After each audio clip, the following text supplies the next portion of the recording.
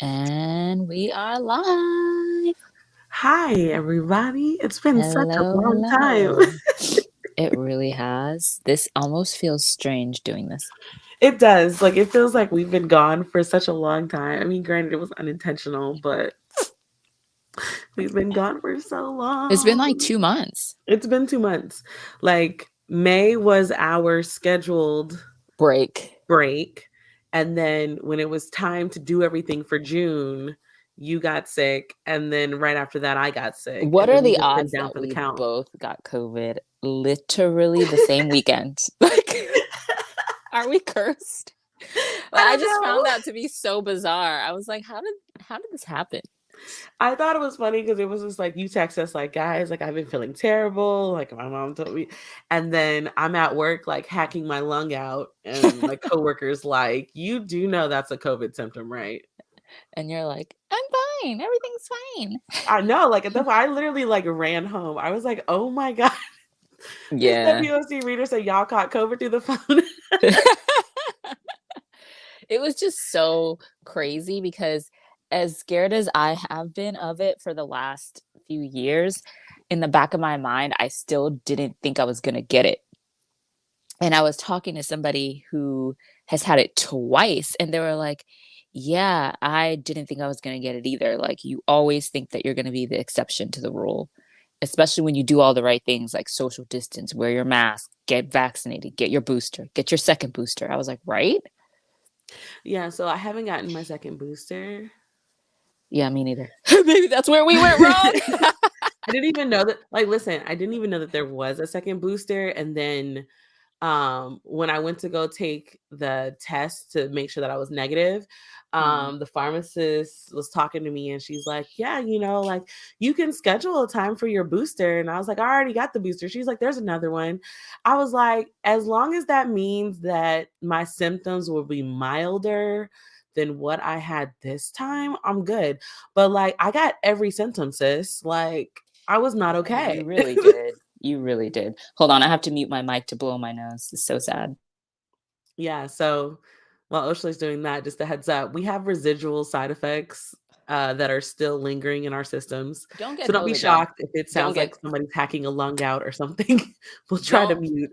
get COVID. It's horrible. Like, it's so horrible. Like, don't. Try not to. Try your best. Don't get it. Yeah, I'm pretty 10/10 would convinced not I got it recommend. from work. You I'm probably pretty did get it convinced. from work. I think I You got it won't from the know because Backstreet my Boys boss, concert, or maybe. after I tested positive and like I was at home, he called himself like giving me encouragement and like he was like, "Oh yeah, my son caught it like a week or two or a week ago, a week or two ago, and he was fine. It was just a little sniffle." Yeah, And that's I'm not like encouraging at all. That's and I actually was like, really "But you were at rude. work, like in my face, like You're at work." you're thinking about the fact that he may have possibly exposed you to it. Yes, I'm thinking that he was asymptomatic and was just walking around here free-nilly. Yes. That's kind of messed up. It's 6 people. It's knocked out 6 people in our office in 2 weeks. So Wow. now we're all home. I was like, "It took that much?" Also, Pat, I'm very sorry for your loss. Oh no, I'm so sorry. I just saw that. That's awful. I I'm hope so everybody's sorry. doing good. Yeah, I hope so too. I would have definitely preferred allergies. Like, Yeah. I mean, and that's the thing that they tell you, and I didn't realize it until I got it. Like, you just don't know how it's going to affect you. You could be the healthiest person in the world. You could be doing all the right things, and it doesn't matter because you just don't know how your body's going to react. yeah, You still don't know if you're going to 1000%. be asymptomatic. You don't know if you're going to be getting all these symptoms. You just don't know. You just don't know. Yeah, he I think the part that was killing me was that like he was like, "Oh, well, you don't sound as bad as you did before, so you should be able to come to work." Okay. If I haven't said this in a while, I'll say it again. Your boss is an asshole. My boss, like he and it was so bad that so without going into detail, I work in the federal government. So there are certain procedures in place for uh everything involving COVID, and there is a specific designated person within my bureau that I have to contact, like, when Mm. this happens, and thank the Lord God Almighty that it is a Black woman who knows my mother, Oh, thank God. Yes. because I had to get her to basically send him an email because he kept sending me the, like, preliminary email that they send you. It basically says, like, you're able to come back to work 5 if you are not showing symptoms, or no, you're able to come back to work 5 days after showing symptoms. Okay. But Okay. also after that, it says if you fit the following qualifications or whatever. Mhm. And like one of the qualifications is like it's been, I think, 48 hours since your fever broke, or it's Mm. been like you have no symptoms essentially. Like Yeah. you had to have not had any symptoms like those 5 days before you come in. And so um I'm like, remember at that point, like I had lost my sense of taste, Right. smell. Right. I couldn't like move out of my bed or anything. I was teleworking from my bed because I was bored. Like I could have just laid in bed and been like crying myself to sleep every night, but I was bored.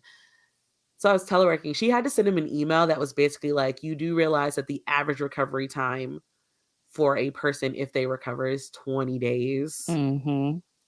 So like, no. Basically like leave her alone. Like I had to get somebody else to tell him to leave me alone. That's so Because he sad. didn't believe that it was as bad as I was saying it was, because all his son had was sniffles. And then I politely told him, "I don't give a fuck about you or your son." And he got upset.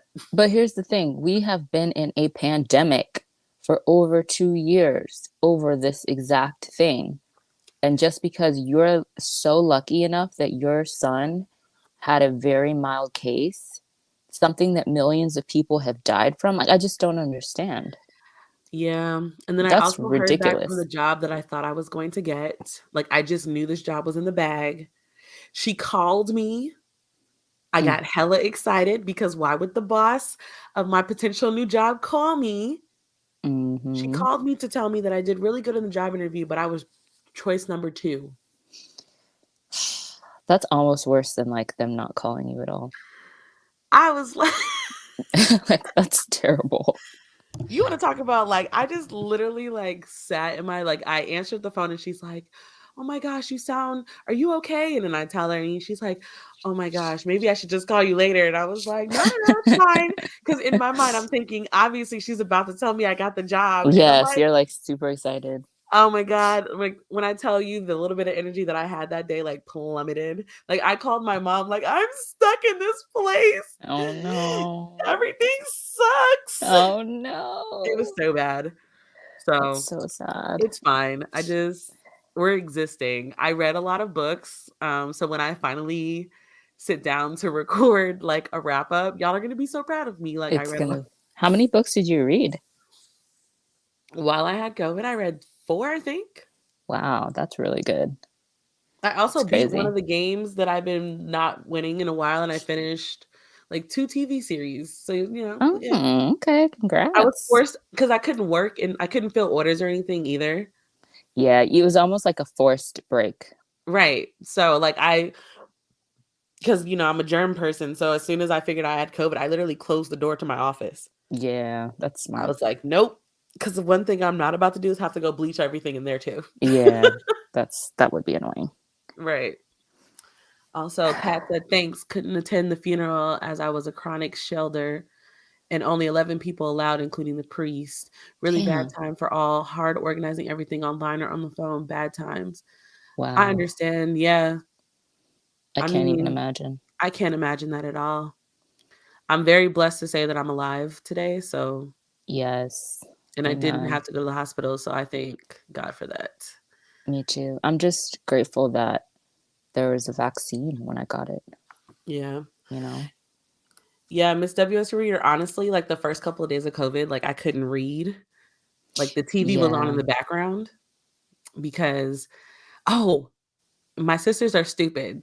So my Why? sisters wrote down so every time I had a fever for the first 2 or 3 days where I could, like, break the fever and then, like, it would creep back up on me, Yeah. and so I knew I had a fever when I would wake up and I'd have like a crazy dream to tell. Oh, okay. Yeah, Like like a fever dream, like a one time I had a dream that while intense. I was sleeping, gigantic ants ripped the floorboards up on the bottom floor of What? my home. What? And What? then they proceeded to have what they called an insect invasion. Not an insect And my house invasion. was the stronghold. But they didn't know that I was upstairs sleeping. So I Wow. called my sisters and they were like, why don't we have more money? I was like, what? They're like, why don't we have money from all of your weirdo dreams?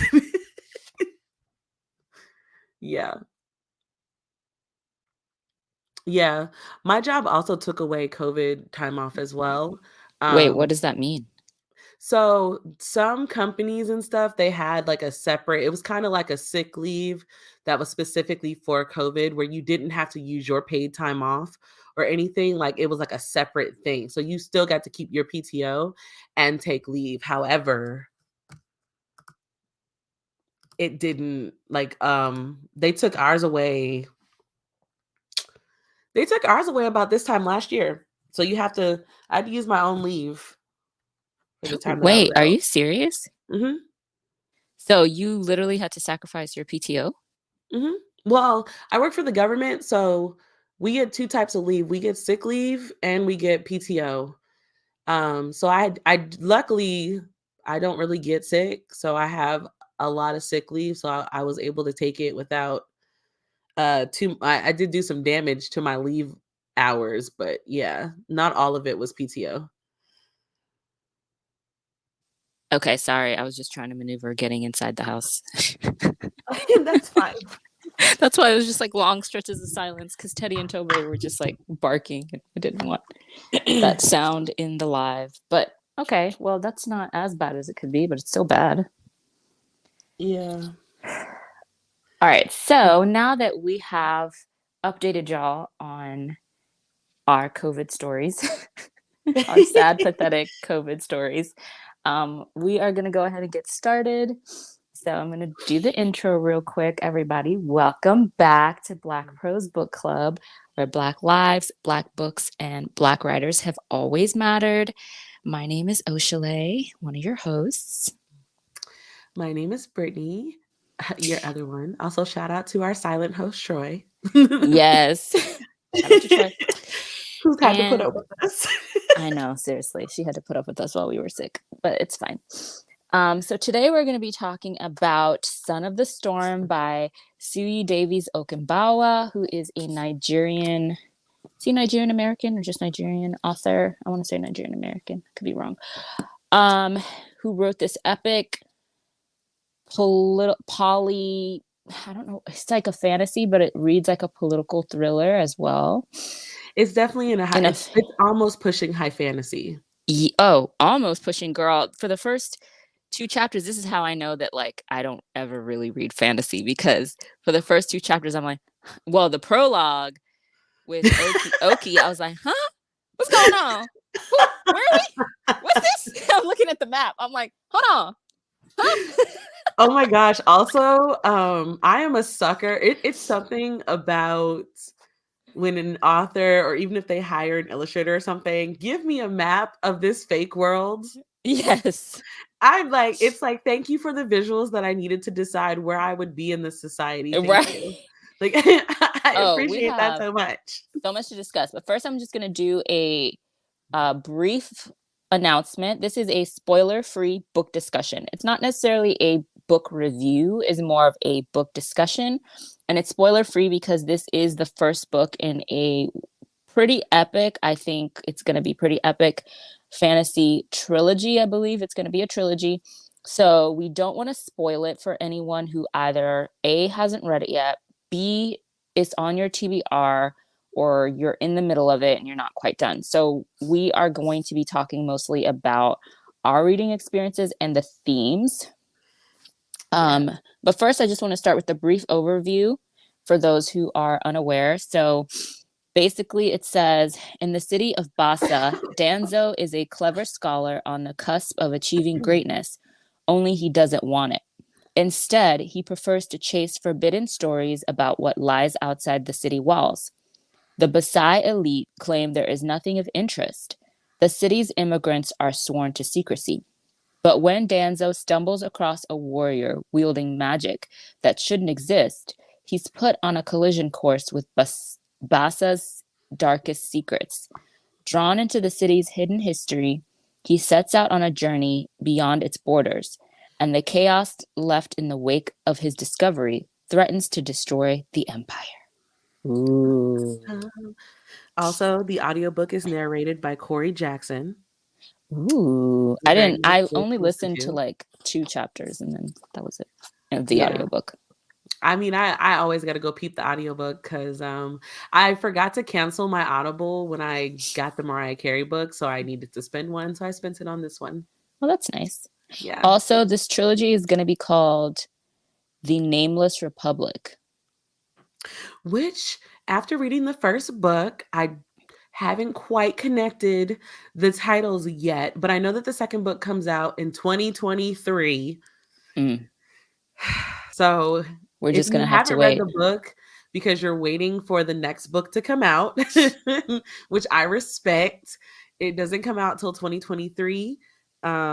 This book is set in a continent known as Basa, and it has... No, the continent of Un. Is it the continent of Un? Oh, the continent of Un in the city of Basa? Yeah, Basa is like one of the empires. Or cities or whatever. They have what they call the mainlanders, the desert landers. Yes. And then there's the biracial group essentially known as the Shashi. Yeah, the Shashi. And Danzo, our main character, is a Shashi. And before we start really getting into it, I want to ask you, how did you like this book? What was your reading experience and what are your thoughts and feelings on it overall? Well, as a fantasy reader, I understand that books in a series sometimes do what I call info dump. Oh, girl. The dreaded info dump. Yes. Yes. So it took a minute to get into. Yes. But for me, with audiobooks like that, or for me with books like this, I already know that that's how it is, because you need to understand the world that you're in to kind of understand the dynamic of this story. And I think that without the info dump in this book, I would have been so clueless about why stuff was happening. Okay. So it did take me a second to fully get in with it. Okay. But like once I got into it, it was over. Like that's when I switched to audio. That's when I switched to reading, because I still had my library copy. So it was reading and then audiobook. I switched to audiobook at work because I didn't want to stop reading, but I also didn't want them to just see me in my cubicle with this big book. Right. And they're like, So I switched to audiobook to listen to it at work. And then I drive home, and then when I got home and like sat down for like my hour of chill, it was like, okay, let me pick back up the book now. So I definitely did a dual read because I enjoy fantasy books where they give me a story, but also they give me character. Okay. Because I feel like this book gave me both, and I appreciate them for that. Okay. So out of 5 stars. I'm giving it a 4. Okay. There were some things that I felt could have been done better, but also I'm not a writer. I'm just a reader. So my opinion still doesn't matter. Yes, it does. Your opinion absolutely matters as a reader. It's like, I am 1000% telling people to read this book. Like I've already been doing that.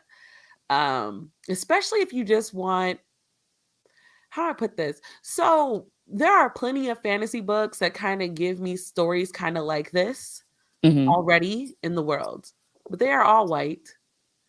Yeah. More than likely, they're always about a girl. Yes. Definitely. And I think that this book was just a refreshing difference because, again, it was a story about a young man who was naive. Very naive and seems to have no potential or like None. any Living type in of privilege and acting in privilege the whole way through. the whole way through. And he has like no ambition about himself. Like he's just like stumbling through life. Like you're like, all Yeah, right, he bro. just expects things handed to him, and, like, Mm-hmm. he believes he should get what he wants just because he Because he wants wants it, it. Yep. and it's just like, "Oh my god, this dude is so stupid, he's getting Yeah. on my nerves." But also, like, this is literally how they write protagonists of these kind of stories all the time, but they are far more accepting as women than they So are much as more men. accepting, especially if they're beautiful Right. and like they have like one of the male characters falling all over them or something. Then it's Yeah, more like, acceptable. I felt like oh, and then another thing is, I mean, obviously, I'm still lacking knowledge in this area because I don't know about every culture in Africa, but I understand that this was written like in a fantastical African type setting. So Okinbawa says that he was inspired by the Benin Empire Mm, that existed pre-colonial Africa, and you can definitely see I can definitely that. see that. Yeah, because he says because that's where he grew up. So I don't want to call him Nigerian American and you know offend him if he ever listens to this.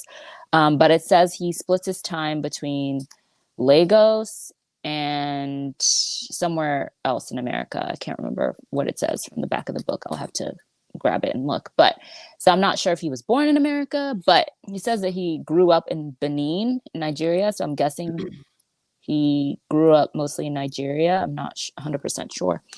But he said that he, as a kid, he would walk around and he could see like the skeletons of the empire that still remained all these years later. Like, That you know, sounds really cool. yeah, like some of the infrastructures that were still left standing, somewhat standing. And so he says that that is what inspired. Okay, I have the book. So he lives in Lagos and he also lives in Tucson, Arizona. Mm. Also, Yes. Vina said that he had a baby in the past year, so that's why the dates got pushed back. So Well, that I makes retract my sense. previous angry statements. Okay. Let's Just let like, him be a father, please. yes, like, my bad. Be a good dad. Make time for your Oh my kids. gosh. Sorry. Apparently, he teaches writing at the University of Arizona. Oh. It's I'm always interesting literally when these authors do that. just reading the meet the author thing on the back of the book. I'm like, huh, wonder why I didn't read this before. But yeah, so okay, so my thoughts. So, as y'all know, fantasy is not my bag. But so it took a little bit adjusting. I'm not even gonna lie. Like it took a little bit of adjusting because even when I read fantasy, it's like romance fantasy, which romance Mhm. fantasy is so different from like this type of fantasy. It's like night and day almost. Yep, because this They was have real fantasy. similarities, but this is oh Brittany, the shade. Not this is real fantasy. Dead. It's not romance in a Ooh. fantastical world, it is Oh my lord. fantasy. Okay, okay. I'm gonna let you have that. But so it was a bit of an adjustment for my brain because it was like right out the gate, we start the story in the prologue with like super high stakes, like she's name dropping Mhm, all these places. I don't know what the fuck she's talking about. By she, I mean Oki. mhm. Um, and then for the I would say for the first couple chapters, there is quite a bit of info dump on just like the Yes. world and what's going on and like the people and the caste system and all this shit and their reverse colorism, which we will talk about. I was like, I don't know how I feel about this. Like, That was this is a interesting. lot. Yeah, that's the section we have to talk about. Yes, that was intense and just everything. And then I think for me, I like the idea of this book. Like I love the story and I love the like the framework and I love the idea of it. The actual first book I would give 3.5 stars only because it was really hard for me to care about any of the characters.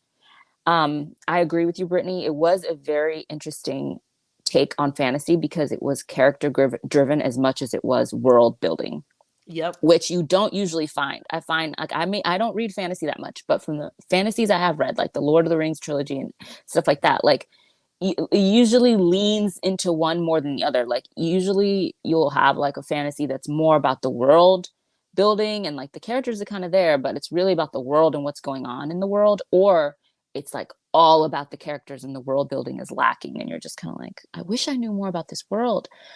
So I will say that Okumbawa did an amazing job of having like this world building that was really intricate and like very sophisticated and well developed, and these characters that were actually really interesting too. It's just that I'm the type of person that I'm used to like rooting for a character. And I found it really disturbing that I was rooting for the character that I'm pretty sure is a sociopath. First of all, I was like, okay, that's really scary that I'm rooting for the to evil root character. for a character, it never stated that you had to root for the good guy. I was like, I'm disturbed. At no point has character developed. Like, if you're rooting for a character that you fully recognize as a sociopath, I think that is a fantastic way to say he's writing these characters very well, because you basically just said, I support Killmonger, and I love it.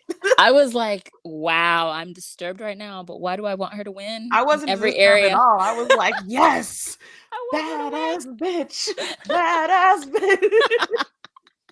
And for those who haven't read the book yet, we are talking about plot Eshme. twist, Danzo's fiance, for all intents and purposes. Yeah, they call Eshme. it intended in the book, but basically that's his fiance. She is like badass with a capital B and A. Like, she is very strong. Like, it's interesting. Her and Danzo are literally opposites. They're the like night and day. Of the typical gender roles in fantasy books. 100%. Because Danzo is like the wilting flower. Yep. And she's like she's badass. Like the thorns of the rose bush. Yes. She's like, I'm going to get what I want by any means necessary. And I'm just like, I have to respect that. I have to respect it. Okay.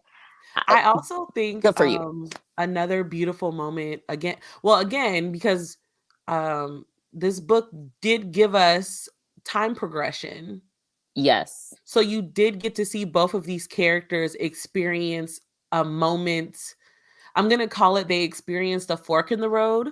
Yes, they did. I agree. And the directions that they both chose to go, it was like, yes, yes, yes. Uh-huh.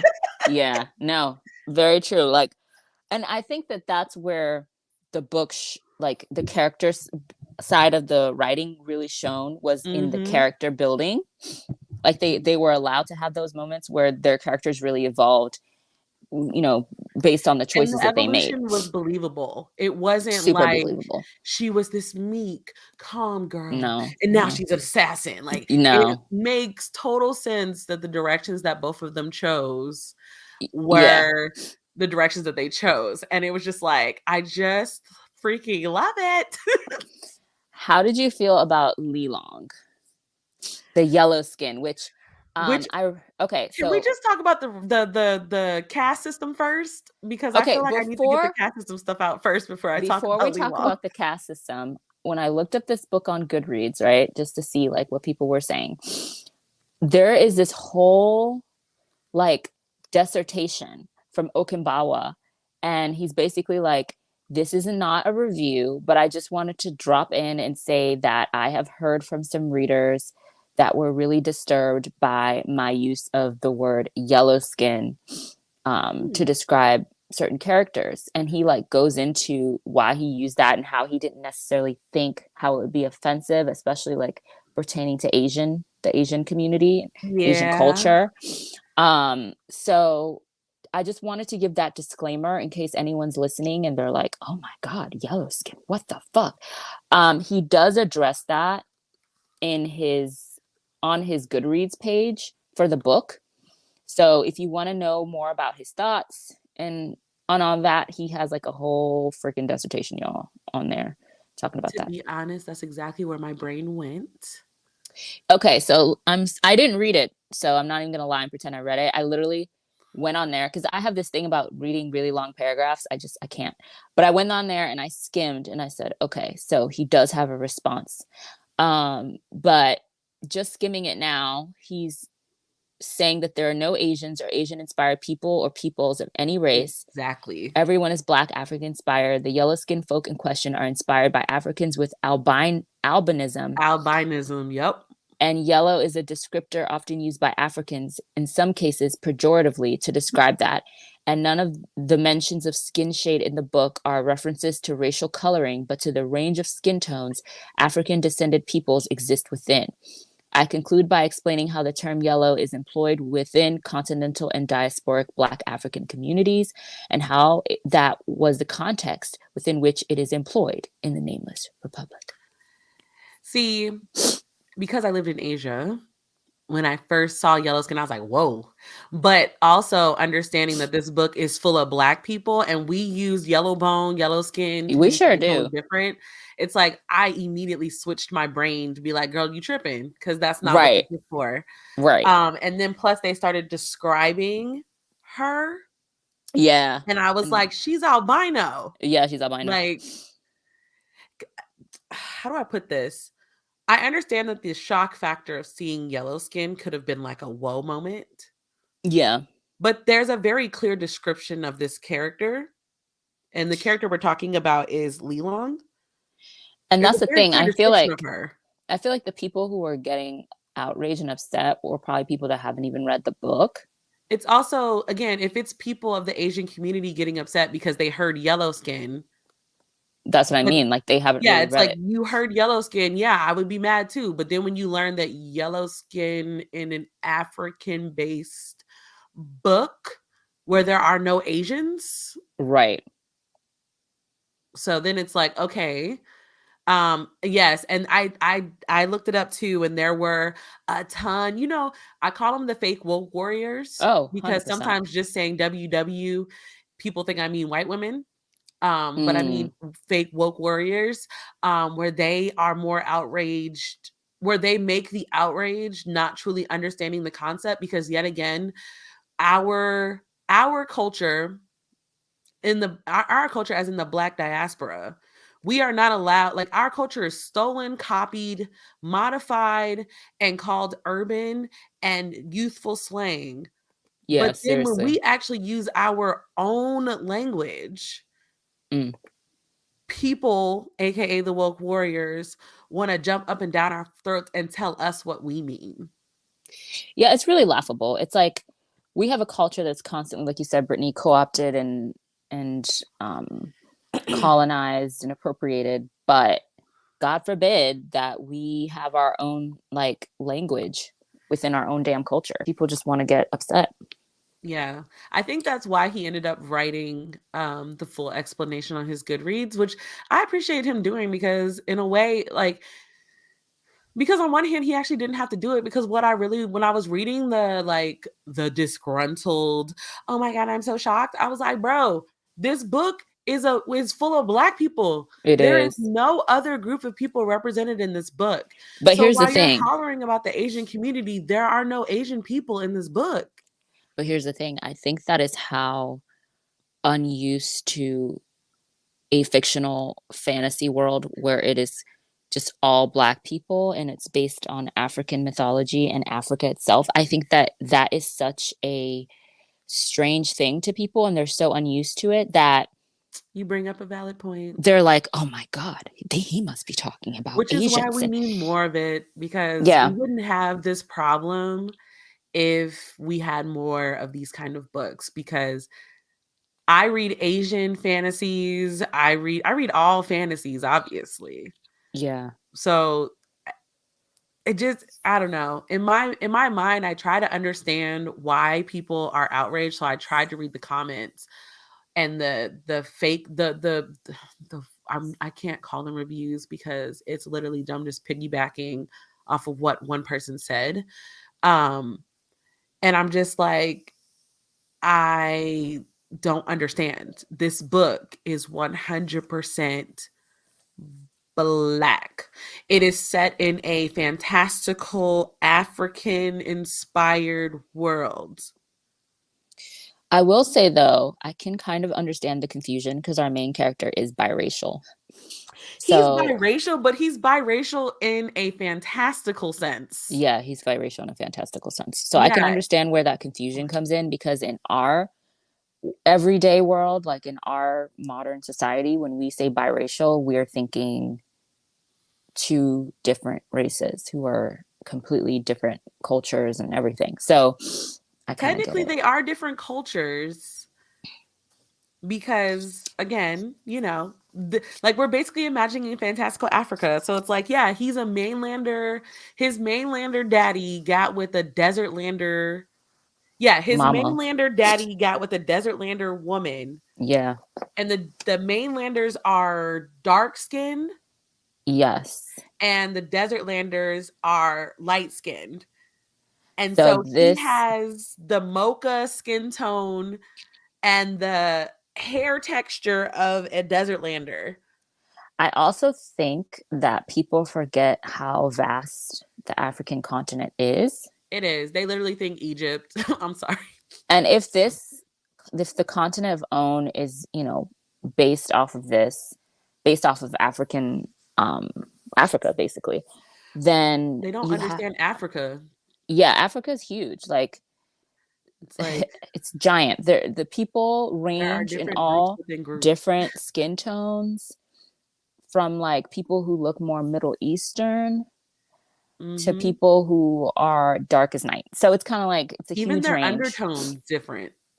It's a like, yeah, whole he's bunch of black as different night, but he's undertones. blue toned and she's red toned. Yeah, Like there's they're different from different places. undertones. There's different hair textures. There are actually African people who have straight hair, straight silky Yep. hair, curly hair, like coarse. Like it's a huge variety and it's a huge range. So it's like reading the book, I didn't face that same confusion as maybe someone who is either unfamiliar with Africa, unfamiliar with the black culture and black people in general. Hmm. So they see biracial and they're automatically thinking black and white. Because for some reason, when we say biracial, people automatically default to black and white, even though We biracial we is definitely just know why, but right, that's a whole other rant for another day. right.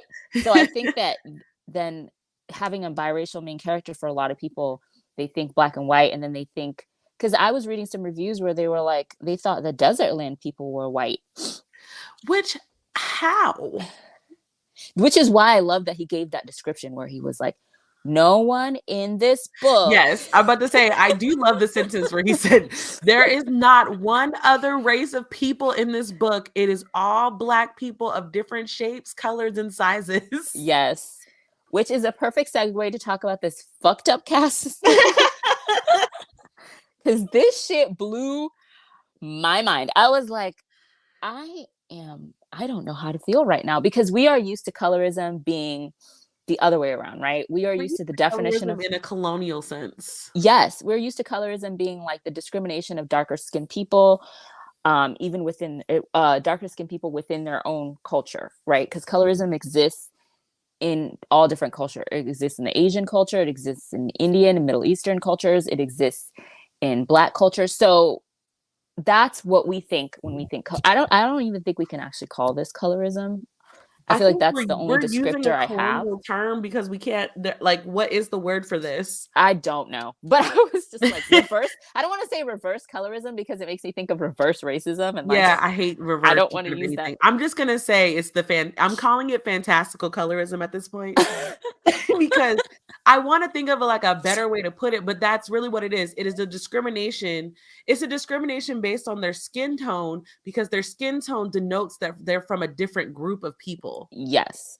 And so in this world, the darker your skin, the better you're treated, the more privilege you have, um, just the higher up you are in society. And that is certainly different from the norm, which on one hand, I thought it was like ingenious that he did this. And I Mhm. was like, this is amazing. Like, wow. And then the other hand, being a darker skinned person myself, I couldn't even really enjoy it because I was like, this is fucked up. Like I couldn't even like sit in it and be like, So you were yeah, like, "Yay, finally. we're finally at the top of the I pedestal," and couldn't you're even like, enjoy. "Damn, y'all are mean." I couldn't even enjoy it. I couldn't even be like, yeah, I knew, and yes, melanin, yes, we're number one. Then I was like, oh my god, this is so fucked up. Like, y'all got to stop. Not to mention, our main character was biracial, so it's Our like main character is biracial with special privileges. with special privileges, yes, and we will go into Yeah. that. But it's like it was just like, I can't even enjoy this shit because my stomach is just turning right now at the way people are being oppressed and treated right What's now. what's worse is like I like, yeah, Donzo was treated bad, but the Yalakutes, Yes. I was Oh, like, straight wait, basura. Straight right. It's like the more, okay, so the Yalakutes are what are known, they are automatically considered a lesser ethnic group of Yes. people. Yes. They come from other parts of this world and they come in to like basically seek a better life. But when they come in to seek a better life, they are automatically in debt Yeah, they're automatically. as like as bosses doing them a favor for It's like like bringing them indentured out of their server. like terrible place. It's indentured servitude, It's basically. indentured servitude. And a lot of them end up being what are called seconds Yes. to the mainlanders, which are basically like their butler, Just like essentially. what's his face? Name starts with a Z. Zach. Zach. There we Yes. go. An example of that is Zach and Aboda. Aboda. Yeah. So Ugh. it's like the dynamics are so weird. And also Vina brought up another one. Eshme. Eshme is actually of darker skin tone, Yeah, she but is. because her mother Is isn't, born into a lower caste system. yeah. It's interesting though, because that just shows the cracks in their logic of It's their like entire trickle in some civilization. sexism and we got it. Yeah, it shows and like as the story goes on, we start to see more and more cracks in this whole system that they have and how like precarious it is and how it's like one good shove from like toppling over, being Yeah. completely destroyed. Because it's true, like, okay, so let's say you're a lighter skin, so you're from a lower caste system. Your kid could still be born darker skin. Yep. You know what I'm saying? So it's kind of like, okay, so this is bullshit. Yeah, because it's like it's bullshit. not. It's like everybody. Like we all know as Black people, we come out like in a sort of chocolate box. Yes. You could have the same mama and daddy, and everybody could come out different skin tones. Yep. So I found that part to be so interesting because the way that Donzo was treated on multiple occasions. Well, actually, the way that Donzo and Eshme were treated on multiple occasions to the point where they have justified their union as a smart union to put themselves in a better class together Yes. because Yes. separately they are not gonna get there. It's like a come up union. Yeah. I was like, now this is arranged, like this is a beneficial arranged It marriage. is. It's very, and that was one of the things that really, like, okay, so I don't read a lot of fantasy, but I still felt like this was different in this book, is that the level of like politics, Yes. like political intrigue and just like learning the inner workings of the Basa and this whole world.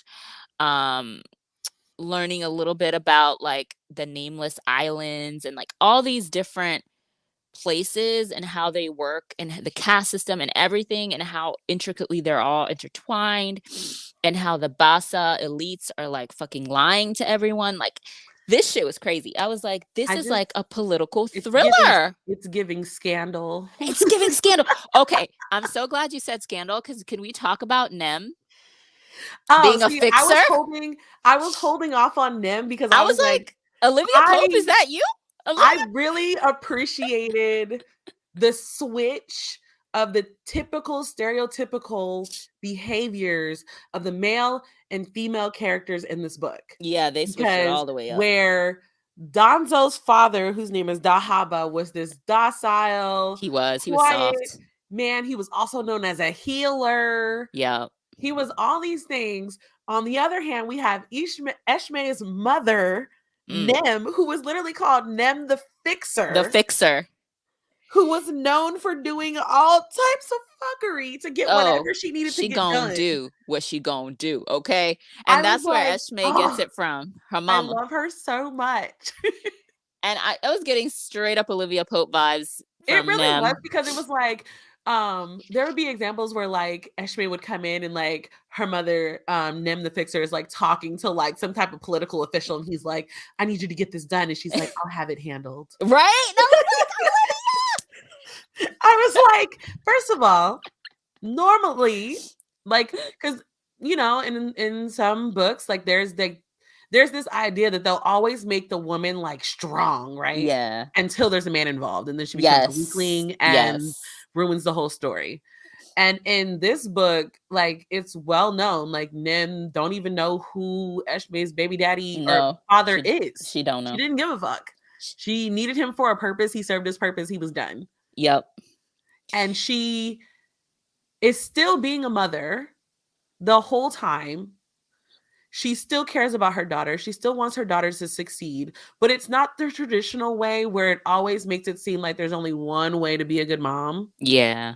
Because it's like any other time, a woman like Nem in these kind of books would be presented as a terrible person and as a terrible mother.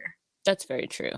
But she wasn't. She's just more practical, and I think it's She that did it for place. survival. She did it for survival because it's that place where like you either get eaten or you eat. You know, you're either the shark Right. or you're the bait. You know, so it's like she's like rising above, and she's like, "Nah, bro, I'm gonna be the shark." Like the world that we live in is treacherous. Like that world is such a treacherous world, and she's doing Mhm. what she can to position her daughter in a place where she can come up and rise up. I can't be mad at it. I can't be mad. Again, I personally, like, I don't know. Like, if we were supposed to hate Nem, I didn't I hate her. got the total opposite vibes here. I didn't really Yeah. hate any of the female characters, to be honest with you. Like, All the female characters were my favorites. yeah, I didn't really hate any of them. I hated Zach. Okay, yeah, Zach was Zach. You're like, let me just say it. Yeah, I'm not gonna go into details why. If you want to know why I hated Zach, you have to read the book. Yeah, you kind of do. Yeah, that's a spoiler heavy moment for all of us. So you have to read the book on why I did not like Zach. But Zach also was a Zach snake in the represents a grass. very important character. Zach was a snake. Zach represents. There's always one that's There's always ready. one. That's all I can say there. Like he fit. Yes. It's like I understood his motives as a character. I understood what drove him. There's always an Uncle Tom. Yeah, like I understood his motivations. I understood his drive. There was no confusion about the character. Again, another very well written character, in my opinion. Yeah, all the characters are really well written. Yeah, like you were not confused about where any character stood. I just wanted to throw him off a cliff. Like, get rid of him, please. Like that was really how I felt. Okay, Which brings us back to Li Long, though. Yeah, I wanted to talk about Li Long. What were your Okay. thoughts? Because Li Long changed the game for everybody. She was like the huge catalyst that came in, Yes, flipped the table upside down. It's like, and oh, changed it all. what is the thing that drove the story? Li Long. Li Long. Like that was literally her only role. I know. Like that was her job. Like I was gonna say, Li Long was a plot point, not a person. Huge plot point. Like to the point where I'm very curious to see what's gonna happen. Me too. I want to know if she's gonna I want to know what kind of role she has for the rest of this series. That's what I'm saying. Like I'm very, very curious to see which way it's gonna go. Because she felt like nothing more than a plot point. Nothing more, nothing less. She literally only came up when something was about to happen. Yep. That's why you knew shit was gonna go down. You'd be like, oh, Li Long, okay. Oh yeah, that's right. That's another thing. This book had a moment where like Li Long randomly was like, they were like, why are you acting so weird, Li Long? You're acting sluggish. And like you look like you're in pain. And she's like, I am on my period. She went in. Like she went off on them. And for some reason, that brought me so much joy. Because it was so real. Right. It's the way that it's the way that magically in fantastical worlds, nobody has a period, but everybody can have a baby. Yes. Oh my God, you're so right. So it's like, oh my God. You're so right. Periods. Finally. You're on a quest and you're on your period. This is what it would be like. Facts. Straight up facts. It's like, I love this. He did add in little moments where I was like, yo, this is real life. Yes. Like there are a couple of moments. Okay. Oh, so there is a magic system in this book. That's what's going to be my next thing. We got to talk about the magic system.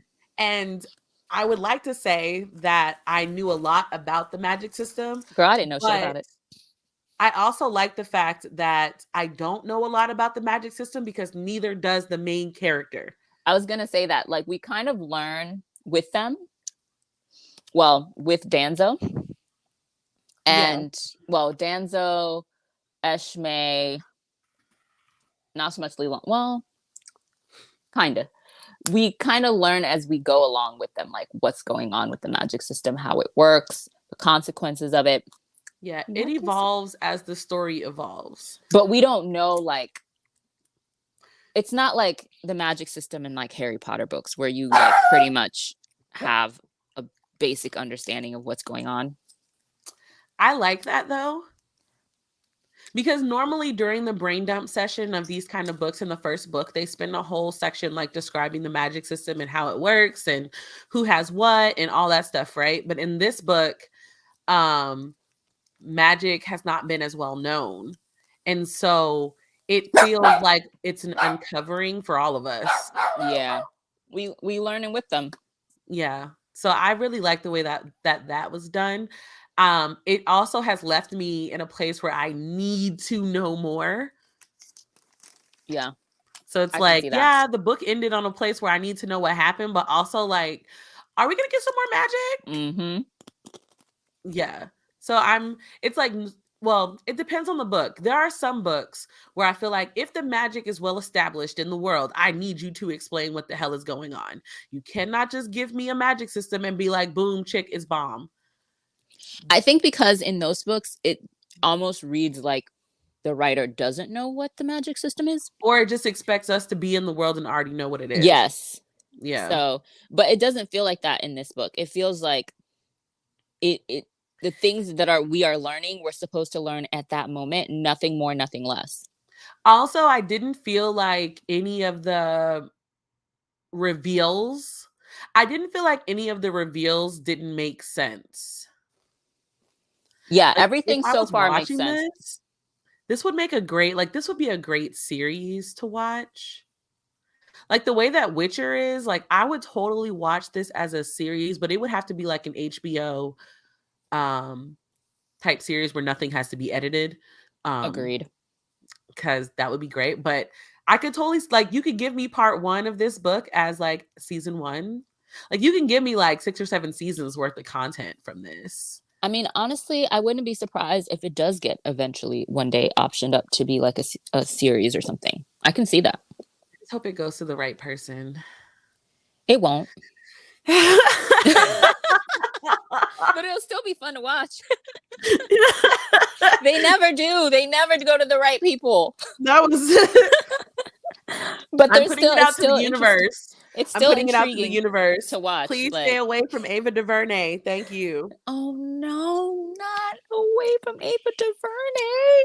Sorry, but she does not write Black women well. She doesn't. God bless her. She don't. Yeah. Give me HBO. Give me a collaboration of writers. Give me Issa to include that the comedy actually flows. Ooh, or that girl who did Abbott Elementary. I like her. Oh my gosh. Actually put Issa and Quinta on there because yes, I need to love the characters and also know who's gonna be a smartass and who's not. right. Like I already have casting people. Like I just feel like it would work, but alas. Again, I respect that he just had a kid. I hope him and his family are doing great. But I'm still hikey sad I gotta wait till 2023. But I'm just gonna have to listen to this book again before I was about to the say book I'm comes gonna out. have to reread it again, and maybe this time I will do because I only did the audiobook for like an hour or two because one of my COVID symptoms was intense headaches. Oh. And I had those for like 3 days straight. So there's only so much. Like at first it sounds nice, like, oh, I'm just gonna lay in bed and listen to an audiobook. Then when your head starts hurting really bad, it doesn't really work out. Yeah. I really appreciated this. Oh, also, the political leadership of these different groups, I think he did a really good job of explaining them, giving us the differences, yes, seeing how they interact with each other as different groups. Yeah, there's definitely, it gives you the feeling of like there's so much going on beneath the surface Yes. that we as the readers aren't aware of, and absolutely these characters have no idea. So It's I'm like very y'all been excited living to behind a wall and it right. shows. So I'm very excited to see what happens in book 2 because I think we're going to get some like shocking revelations. Yeah, I think this is supposed to be a 3. It is. It's a trilogy. Yeah, I think it's supposed to be a trilogy. I'm ready. I'm so ready. I actually would like I'm not saying this because the last time I did this, y'all ended up forcing me to interview. I would love to watch an interview with the author of this book. Really? I made sure that I worded that correctly. Because remember, the last time I said I wanted to be a part of a Tochi interview, where was I interviewing Part of Tochi? part of a Nope. Tochi interview. I am not an interviewer. You spoke I that am shit right into existence, didn't you? Yeah, not doing that again. Because Lord knows if Jerry sees this, it'll be like, oh, well, I just sent him an email. It totally would. In case y'all didn't know, that's how I ended up interviewing Tochi. She randomly sent him an email, and yeah, Facts. so that we were there.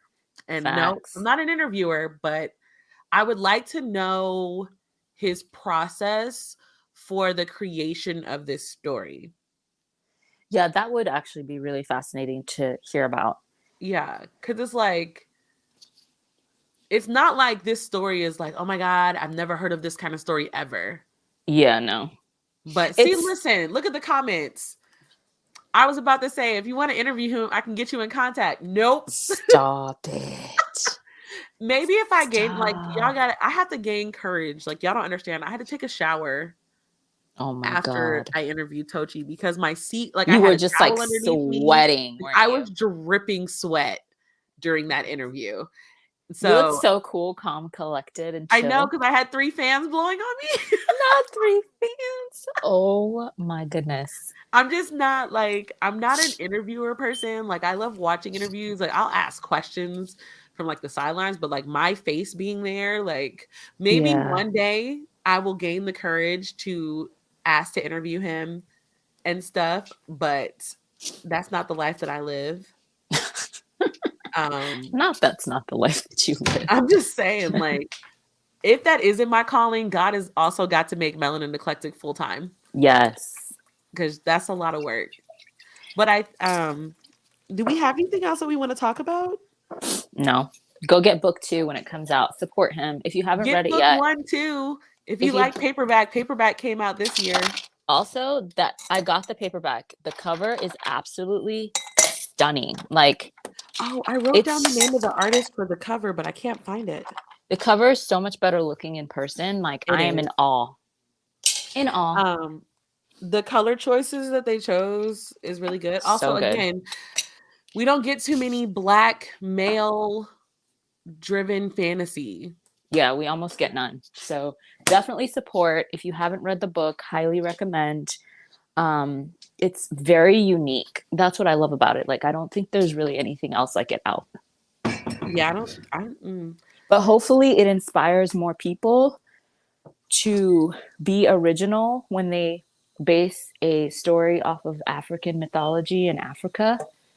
And yeah, I'm sad I missed the Fae Crate edition of the book because I did see the Fae Crate edition of The Son of the Storm. It is absolutely gorgeous. Really? Like, I'm willing to pay money. I will put it that way. What's different about it? It's got it's a hardback. It's got art. This is gonna be so shady. It's got real art on the dust jacket. I'm dead. Not real art. Because subscription boxes stay trying the Black books that they support, where it'll be like art on the dust jacket, and then it'd be some bullshit. Oh, okay. Blood Scion, Legendborn. I could go on forever. Yeah. I feel like a lot of the Black fantasies leave a lot to be desired.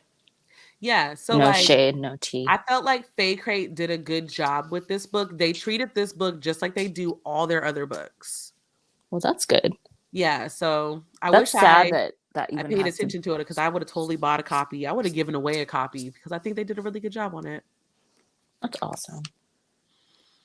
Also, speaking it out into the universe, one day I will be designing a dust jacket for one of these. Yes, you will. Totally speak it into existence. I support that. Oh, but we do have some announcements since we're back. If you guys want to come hang out with us tomorrow evening, we're going to be discussing the Naked Readathon. Yes, it's that It's time to time. get It's naked. that time. I For love those how we who don't both started know, singing. right? I know. I'm now we both started singing two different songs. I'm excited though. Like we've been waiting for this all year. We have. For those who don't know, Naked is our annual readathon that is an ode to Black love and Black romance. This year, for the first time ever, we're doing a month long because y'all request every year. Yeah, Can it be y'all a really month do. long? So we gonna bless y'all this So year. we're gonna do it, and we're going live on Sunday, like we do Yes. before every Naked, and we're gonna be Yes. there to answer questions.